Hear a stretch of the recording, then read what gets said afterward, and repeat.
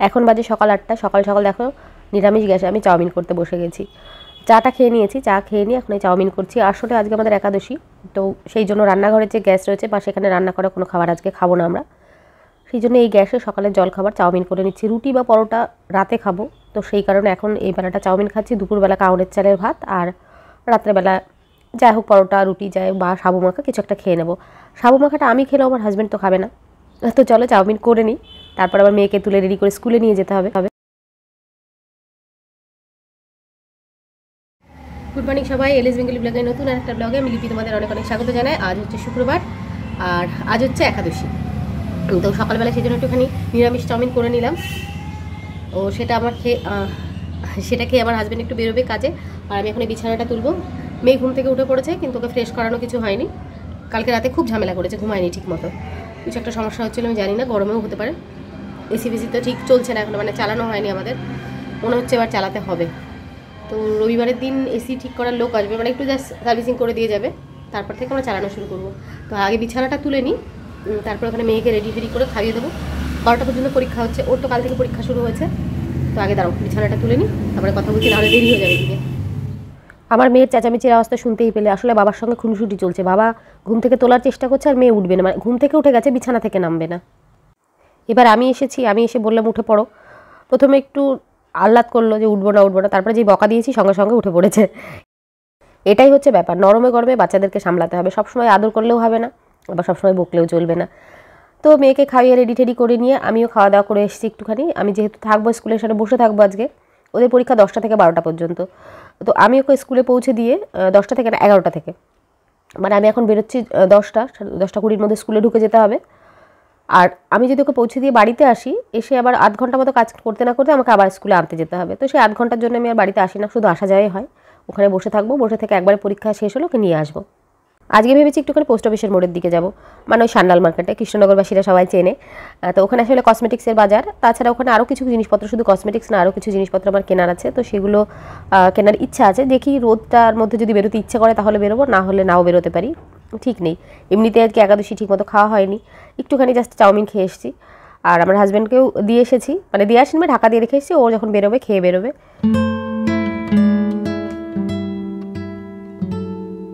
তো কিছুক্ষণ বসে থাকার পর ঠিক করলাম না যাই নিয়েই আসি জিনিসগুলো, অঙ্কুরকে নিয়েই যাই। অঙ্কুর তো বসেই রয়েছে।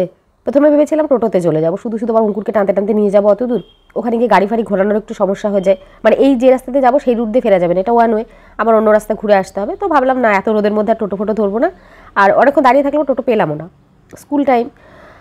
তো সেই জন্য অঙ্কুরকে নিয়েই এখন বেরিয়ে পড়েছি, যাচ্ছি ওই দিকটাতে, মানে সান্ডাল মার্কেটের দিকে। কালকে রাতে যখন ইউটিউব ঘাঁটছিলাম, ঘাঁটতে ঘাঁটতে ওই লজ্জা ওয়েব সিরিজটার ব্যাপারে আমি দেখছিলাম, মানে বিভিন্ন ছোটো ছোটো ক্লিপিংসগুলো আসছিল। তো ওটা দেখার পরে মনে হচ্ছিলো এটা যেন আমাদের 90% না 99% মেয়েদের জীবনের কাহিনী। তবে ভার্বাল অ্যাবিউসিং যেটা নিয়ে কথা হচ্ছে সেটা কিন্তু শুধুমাত্র মেয়েদের সঙ্গে হয় সেটা বলবো না, এটা প্রত্যেকের সঙ্গে হতে পারে, ছেলের সঙ্গে, মেয়ের সঙ্গে, বাচ্চার সঙ্গে, বুড়োর সঙ্গে, আর সেটা হয়েও থাকে। আর এই ভার্বাল অ্যাবিউসিংটা যে কতটা স্ট্রং জিনিস, কতটা বাজে জিনিস, সেটা যারা ফেস করে তারাই জানে। আমরা প্রত্যেকেই কোনো না কোনো সময় ফেস করে থাকি এগুলো। প্রথমত বাড়ির মধ্যে আমরা ফেস করতে থাকি নিজেদের লোকের কাছ থেকে, তোর দ্বারা কিচ্ছু হবে না, এটা তো ছোটোবেলা থেকে শুনে আসি প্রত্যেকেই বোধহয়। এটা এক ধরনের অ্যাবিউজ করা, আমি তো সেটাই মনে করি। আর এই কথাটা দিয়ে একটা বাচ্চার মনোবলকে না ভেঙে চুরমার করে দেওয়া যায়, তার আত্মবিশ্বাসটা ভেঙে দেওয়া যায়। এটা শুধুমাত্র ছোটদের ব্যাপার না, বড়দের ব্যাপারও, মানে ছোট বড় সবার ক্ষেত্রে এটা হয়ে থাকে। আমরা অনেক সময় অনেকটা কাজ যদি একবার ভুল করি, কেউ যদি সেটা টুকে দেয়, এই তুই পারবি না ওটা করতে, পরবর্তীতে যখন তুমি সেই কাজটা করতে যাবে তোমার নিজের ভেতর থেকেই মনে হবে এটা পারবো তো করতে, মানে নিজের প্রতি কনফিডেন্সটা হারিয়ে যাচ্ছে।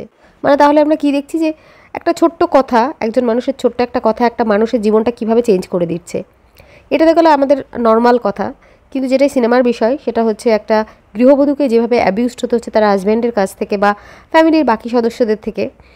এটা শুধুমাত্র হাজব্যান্ডের ব্যাপার নয়, অনেকের থেকে, অনেক সময় শ্বশুরবাড়িতে আমরা দেখে থাকি, শ্বশুরবাড়ি বাপের বাড়ি সব দিক থেকেই, বা আত্মীয় স্বজন আশেপাশের লোকজনের থেকে কোনো কিছু ভুল করে ফেললে বা ভুল কথা বললে বা কোনো কাজ না পারলে তাকে এতবার করে বলা হবে বিভিন্নভাবে, বিভিন্ন অ্যাঙ্গেল থেকে, কখনো বাপের বাড়ি থেকে শিখে আসুনি কেন, বা এটা পারবে না তুমি, তোমার দ্বারাই হবে না, দেখো অমুক কি সুন্দর পারছে, সরে যাও, তোমার দ্বারা কিছু হবে না, এটাও পারো না, মানে এমনভাবে বলা হবে যে তোমার হয়তো তুমি কাজটা করে নিতে পারতে, একবার ভুল হয়েছে পরের বার হয়তো ঠিক করে নিতে পারবে, কিন্তু তোমাকে এমনভাবে বোঝানো হবে, বলা হবে, তারপরে তুমি নিজেই বিশ্বাস করতে শুরু করে দেবে সত্যিই বোধহয় এটা আমি পারবো না, এটা আমি পারি না। তবে এই যে ভার্বাল অ্যাবিউসিং বা মুখে খিস্তি মারা, বাজে কথা বলা, ছোট করা তোমাকে, যেটা তোমাকে আস্তে আস্তে আত্মবিশ্বাসটাকে এমনভাবে এমন জায়গায় নিয়ে যাওয়া হবে যে তোমার নিজের প্রতি কি বলবো, রাগ হতে শুরু করবে যে আমি এটা পারি না, এইটুকুও পারি না, এরকম ভেতরে তৈরি হতে থাকে। সেক্ষেত্রে সবসময় সিনেমার মতো করে আমরা লিগ্যাল স্টেপ নিতে পারি না, এগুলো নিজেকেই রুখে দাঁড়াতে হবে। যখন তোমার এগেনস্টে বা তোমার বাপের বাড়ি হোক বা কি বলবো, কেউ তোমার স্বামীকেও বা ছোটো করছে, তোমার যদি মনে হয় সেটা ভুল করছে বা ভুল বলছে, তখন সে তার এগেনস্টে রুখে দাঁড়াও। রুখে দাঁড়িয়ে তুমি একবার রুখে দাঁড়িয়ে দেখো সে সেকেন্ড টাইম আর তোমার সেইভাবে যে তোমাকে যে আঘাত করা কথাবার্তা সেটা সে আর বলবে না। হয়তো দুবার বলবে, তুমি যতবার বলবে ততবারই তুমি রুখে দাঁড়াও। রুখে দাঁড়ালেই একমাত্র আমি দেখেছি এগুলো আর হতে হয় না। এবং তারপরে তুমি নিজের ভেতর থেকেও একটা কনফিডেন্স পাবে। যখন একজন লোক তোমাকে কোনোভাবে আঘাত করার চেষ্টা করছে, অ্যাবিউজ করার চেষ্টা করছে কথা দিয়ে, তুমি তার এগেনস্টে রুখে দাঁড়িয়ে তাকেও দুটো কথা বলে দাও, বুঝিয়ে দাও যে তুমি এই কথাটা তার কাছ থেকে শুনতে একেবারেই রাজি নয় এবং তোমার যথেষ্ট মনের জোর আছে, তুমি সেটার বিরুদ্ধে রুখে দাঁড়াতে পারো বা সেটার এগেনস্টে কথা বলার মতো ক্ষমতা তোমার আছে, তখন দেখবে সেই উল্টো দিক থেকে তোমাকে সেই কথাটা শোনানোর চেষ্টা করবে না। আর সিনেমাতে যেটা দেখাচ্ছে সেটা যখন এক্সট্রিম পর্যায়ে পৌঁছে যায় তখন তো অবশ্যই আইনের ব্যবস্থা তো রয়েছে, আইনের দ্বারস্থ তো হয়। যেবার গায়ে হাত দিলে সেটার এগেনস্টেও অবশ্যই, গায়ে হাত দিলে যেটা ফিজিক্যাল অ্যাবিউজ, সেটার জন্য তো ল রয়েছে, আইনের ব্যবস্থা সমস্ত রকম আছে। তবে সব কিছু যে যত স্মুথলি আমরা দেখতে পাই সেরকম স্মুথলি হয় না। সেই জন্য সবার আগে যেটা দরকার সেটা হচ্ছে নিজেকে রুখে দাঁড়াতে হবে যে কোনো পরিস্থিতিতেই। নিজের আত্মসম্মান যদি তুমি নিজে না বাঁচানোর চেষ্টা করো, তোমার আত্মসম্মান কেউ বাঁচিয়ে দেবে না। এটা কিন্তু সবার আগে মনে রাখতে হবে। দেখো, এদিকে আমার সমস্ত কেনাকাটা কমপ্লিট, যা টুকিটাকি ছিল। এবার একটু বইয়ের দোকানে যাব, এখান থেকে মেয়ের জন্য 2-1টা খাতা কিনতে হবে, এগুলো নেব। আমি যে কথাগুলো বললাম যে মেয়েদেরকে বা বউদেরকে এই ধরনের কথাগুলো শুনতে হয়, সেটা শুনে অনেকেই ধরেই নেবে যে আমাকেও হয়তো শুনতে হয় শ্বশুরবাড়ি থেকে। প্রশ্নটা আমার তোমার নয়, ম্যাক্সিমাম ক্ষেত্রে 90% মেয়েদেরকে সরাসরি হোক বা ইনডাইরেক্টলি হোক কথা শোনানোর যে ব্যাপারটা সেটা হয়। আর সেটা অনেক সময় অনেক ছেলের সঙ্গেও হয়। তার ওয়াইফ হয়তো কোনো দিক থেকে ছেলেটা একটু কম রোজগার করছে বা দেখতে একটু খারাপ, তাহলে তাকেও প্রচুর খারাপ ব্যবহারের সম্মুখীন হতে হয়, মানে ভার্বাল অ্যাবিউজিং, সেটার শিকার সেও হয়। এখন যে গাড়ির মধ্যে বসে রয়েছি, কোথাও দাঁড়ানোর মতন অবস্থা নেই। তো ওখান থেকে যা কেনাকাটার ছিল করে এসে স্কুলের সামনে বসে আছি গাড়ির মধ্যেই। আর আজকে একাদশী, তোমাদের তো বললাম। জলের বোতলটা আমি পুরো জল টল ভরে রেডি করে রেখেছি, কিন্তু আনতে ভুলে গেছি। তো সেই কারণে অঙ্কুরকে দিয়ে একটা জলের বোতল নিয়ে এলাম, আর কিছু ফল নিয়ে এসেছিলাম, একটা আপেল নিয়ে এসেছিলাম, একটা কলা নিয়ে এসেছিলাম, তো সেটা খেয়ে নিলাম। ইতিমধ্যে আমার হাজব্যান্ডও চলে এসছে। মেয়ের এই সময় ছুটি হয়ে যাবে 12টার মধ্যে, ওর এদিকে কাজ ছিল, এসে আবার একটু দেখা করে গেল। এই ব্যাপারগুলো আমার হাজব্যান্ডের ভীষণ ভালো, মানে এই ছোট্ট ছোট্ট বিষয়গুলো। যেহেতু আমি এখানে ঠিকমতো খেয়ে আসিনি, ও জানে, তো এসছে এখানে এসে একটু আখের রস খাবে। আর তারপরে একটা ব্যাপার আছে, শুধু আমার জন্য এসছে সেটা ব্যাপার নয়, মেয়ে স্কুল থেকে যখন বেরিয়ে দেখে বাবা এসে দাঁড়িয়ে আছে, ও খুব খুশি হয়। তো সেটা একটা কারণ। আর একটা কারণ এটাও যে সুযোগ পেলে একটুখানি দেখা করে যাওয়া। এখানে আমি রয়েছি, ঠিকমতো খেয়ে আসিনি একাদশীর দিন, তো এসে প্ল্যান করে কী বাড়ি থেকে কী খাওয়া দাওয়া করবো সেটা একটু হলো। তারপর আখের রসটা খেয়ে নিলাম। আমার মেয়ে আবার আখের রস খেতে একদম পছন্দ করে না, আখের রসও খাবে না, ডাবের জলও খাবে না। ডাবের জলটা যে কত উপকারী বাচ্চাদের জন্য, কিন্তু আমার মেয়েকে কিছুতেই খাওয়ানো যাবে না। একটু বড় হলে যখন বুঝবে তখন যদি খায় খুব ভালো কথা, না হলে জোর জবরদস্তি করে খাওয়াতে হবে।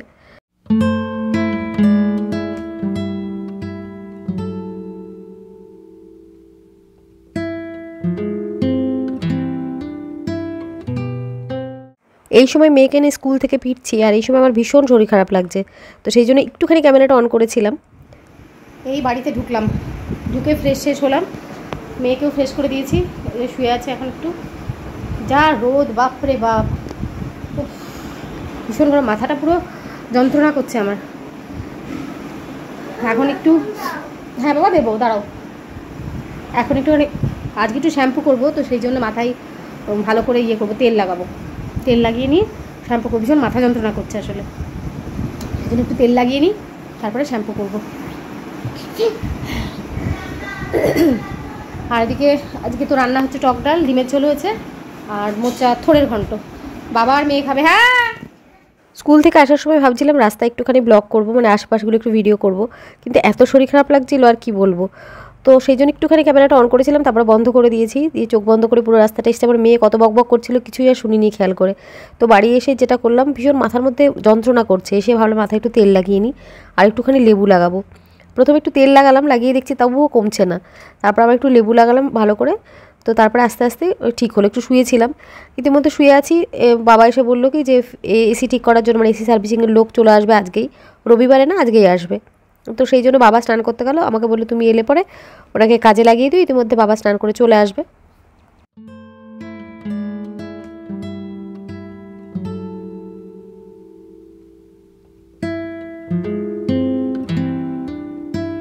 তেল লাগিয়ে একটুখানি শুয়েছিলাম, তারপর উঠে দেখছি যে এই ছোটো খাটটার অবস্থা খুবই খারাপ। তো ভাবলাম একটুখানি গুছিয়ে নিই, সেরকম কিছুই না, মানে জিনিসপত্রগুলো একটু জায়গা মতো রেখে দিই আর কি।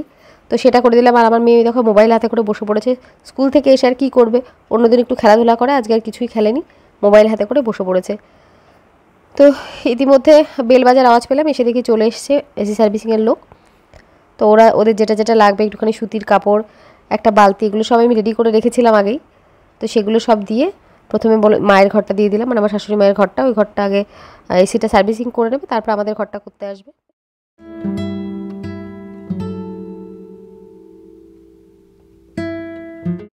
আমাদের ঘরের এসিটাও পরিষ্কার করা হয়ে গেছে। আর এই সময়টাতে বাবার খাওয়া হয়নি, আমার পুজো দেওয়া হয়ে গেছে। এসে দেখছি যে ওরা সব চলে যাবে, তার আগেই আমি লক্ষ্য করলাম যে ওই নিচ দিয়ে সরু হয়ে একটু জল পড়ছে। তো ওদের ডেকে আমি দেখালাম যে জলটা কেন পড়ছে, উল্টো দিক থেকে মানে ছাদ থেকে জল দিয়েছে সেই জন্য। তো সেটা উনি আবার ভালো করে আরেকবার খুলে দেখছেন যে কী ব্যাপার, কোথা থেকে জলটা পড়ছে। তো দেখে যেটা বুঝলো, বলছে যে এই জল দিয়ে পরিষ্কার করা হয়েছে, তো জল দিয়ে তো সেই কারণে মানে জলটা স্প্রে করে, তো সেই কারণে ভেতরে একটু একটু জল আছে, সেগুলোই মানে পড়ছে এখন। আর এখন তো দেখালাম, তো 3:30 বেজে গেছে, বাবাকে খাবার দিয়ে এলাম, দিয়ে এসে আমি এখন ঘরটা মুছে নিচ্ছি। বাবাকে কিন্তু আগেই বলেছিলাম যে খেয়ে নাও, কিন্তু বাবা বললো না, এরা কাজ করছে, আমি আর খাবো না, ওরা আগে কাজটা কমপ্লিট করে নিক। মানে লোকজন না থাকলে, বাড়ির লোক না থাকলে কোনো কাজই ঠিক মতো হয় না, সেটা আমরা জানি। তো সেই কারণেই বাবা খেতে বসলো না। তা এখন বাবাকে দিয়ে এসেছি খেতে। এই দেখো জলটা এখনও পড়ছে।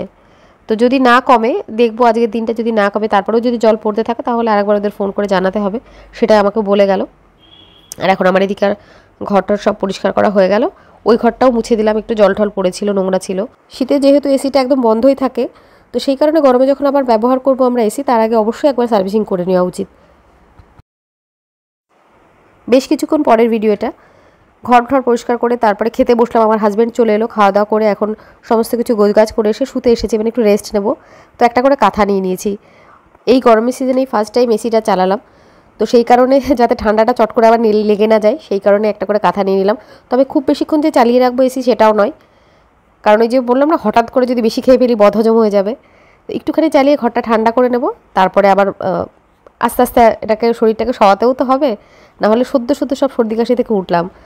আমার তো এখনও কাশি রয়েছে, মেয়েরটা টাচুট কমে গেছে, তো আবার যাতে নতুন করে না লাগে সেই জন্য একটুখানি জাস্ট এসিটা চালিয়ে ঘরটা ঠান্ডা করে বন্ধ করে দেবো। রাত্রিকালীন কাজকর্ম সেরে ঘরে এলাম এক্ষুনি, এখন বাজে 10:40।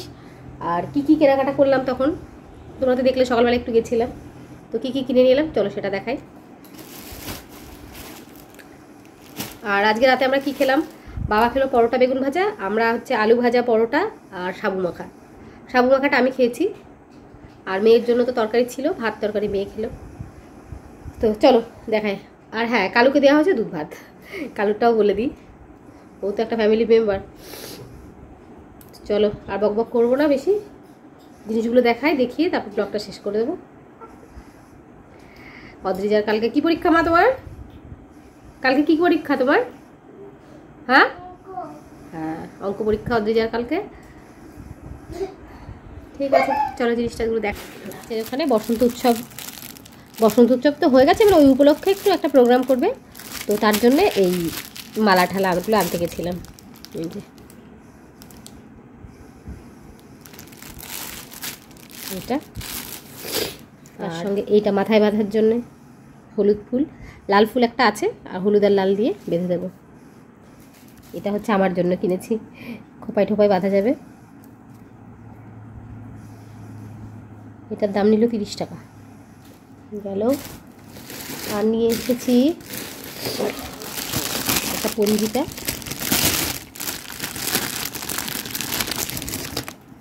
আর একটা ছোটু সা হনুমান চালিসা।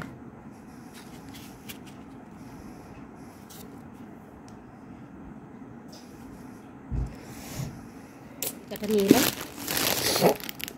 এলাম এই পঞ্জিকাটা, এটা সবসময় লাগে বাড়িতে। আর এটা হচ্ছে এই যে আর চিহ্ন, দেখে নিতে হবে, এটা হচ্ছে আর চিহ্নওয়ালা, এটাই আসল পঞ্জিকা বললেন এরা। আর যেটা বিশেষ আরেকটা যে কারণে গেছিলাম, এক তো এইটা, আর একটা বিশেষ কারণ ছিল, সেটা হচ্ছে অদ্রিজা যে ব্লাউজগুলো রয়েছে, ও সেই প্রোগ্রামে কিন্তু শাড়ি পরবে, তো ব্লাউজগুলো সব ছোট হয়ে গেছে ওর, তো সেই জন্য ব্লাউজ আনতে গেছিলাম।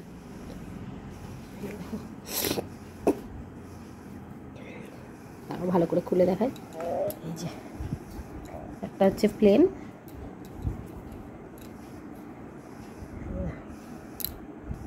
একটা হচ্ছে এরকম প্লেন, আর একটাতে একটু হলুদ দেওয়া আছে। এই যে হাতাটা বড় একটু।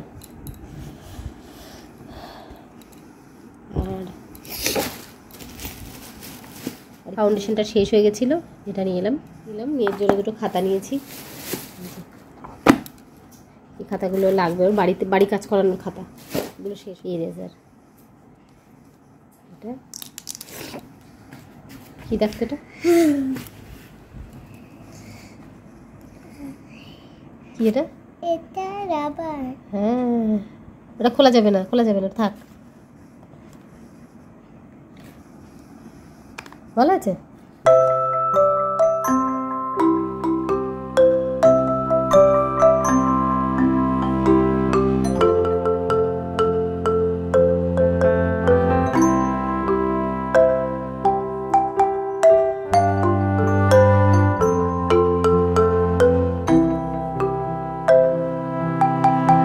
তো এই তো এইসব টুকিটাকি কিনেছি, বা এইটুকু কিনতে গিয়ে আমি পুরো গরমে সেদ্ধ হয়ে যাচ্ছিলাম, এত গরম, বাপরে বাপ। তো ঠিক আছে, এখন বিদায় নেব, আবার তোমাদের সঙ্গে দেখা হবে কালকে।